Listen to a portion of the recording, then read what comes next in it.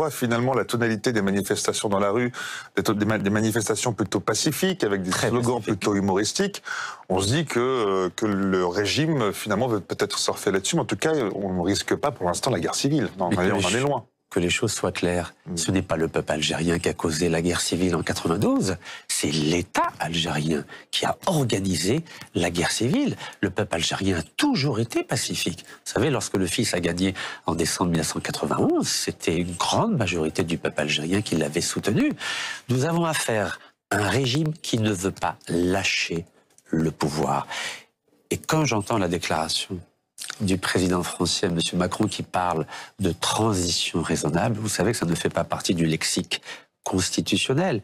Je trouve que la déclaration de M. Macron, en voulant bien faire, finalement, cette déclaration, elle est regrettable, inopportune et pas en phase avec les aspirations profondes du peuple algérien. Et j'espère qu'il appellera plutôt au respect du calendrier électoral, au respect de la constitution algérienne et surtout au respect de la date de l'élection qui aura lieu le 18 avril prochain. Justement, Ali Benflis, l'ancien Premier ministre, qui est opposant comme vous au pouvoir, lui parle de cette annulation comme un acte anticonstitutionnel. Il ajoute que le pays est géré par la fraude et la ruse. C'est aussi la une aujourd'hui d'El Watan. C'est votre sentiment ?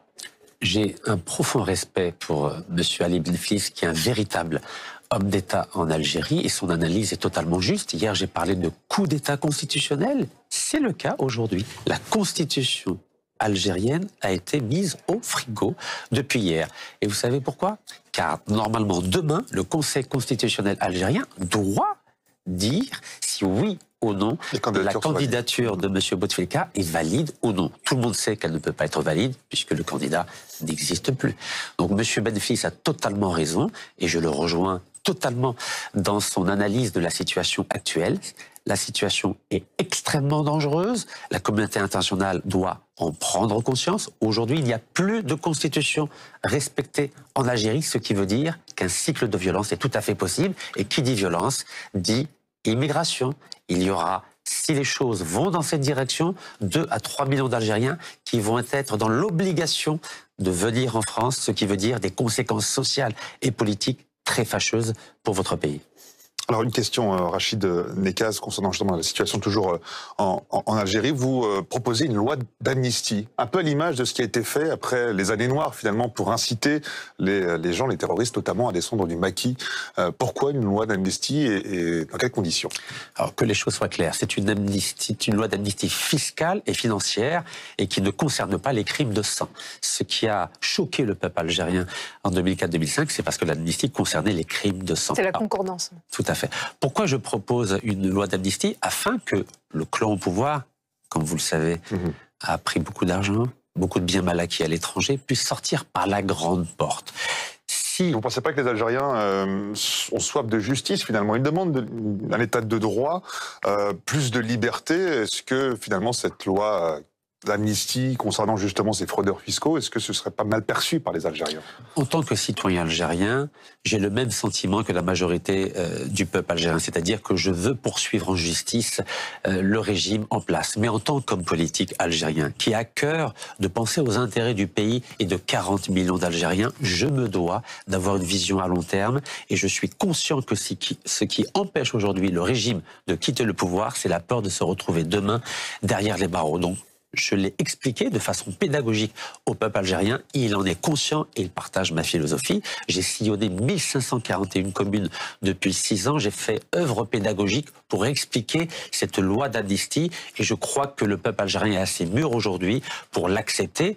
La France, on ne l'a pas poursuivi en justice. Je ne vois pas pourquoi on poursuivrait en justice le régime en place, quand bien même il a causé beaucoup de dégâts. Une dernière question, Rachid Nekaz. Qui est pour diriger l'Algérie alors ?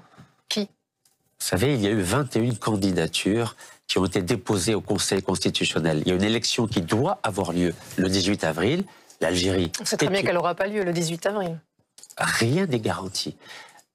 Il est absolument fondamental que le calendrier électoral soit respecté. De la même façon qu'il est absolument fondamental aussi que la constitution algérienne soit respectée. Sinon, c'est le brouillard politique. 21 candidatures, c'est au peuple algérien de décider qui sera le prochain président de la République. Tout le monde sait que ce n'est pas possible que ce soit M. Bouteflika, car depuis 7 ans, il n'apparaît plus dans les écrans radars, il n'a rencontré aucun Algérien. Il faut que le monde entier comprenne que ce qu'il faut favoriser aujourd'hui, c'est le processus électoral et ne pas recommettre l'erreur de janvier 92 où le processus électoral a été interrompu, causant la mort de 200 000 Algériens. Il nous reste 10 secondes à peine, Rachid Nekaz. Allez-vous vous rendre en Algérie prochainement? On l'a dit, la rue appelle à se rassembler à nouveau ce vendredi prochain. Vendredi, je serai à 14h à Alger pour demander la démission du clan Bouteflika et samedi à 14h au 73 avenue des Champs-Élysées, manifestation à Paris. Et comme je l'ai indiqué dans le livre que j'ai publié, La dictature. On précise votre ouvrage, La dictature de Bouteflika sous protection française. On n'a plus le temps malheureusement. Merci.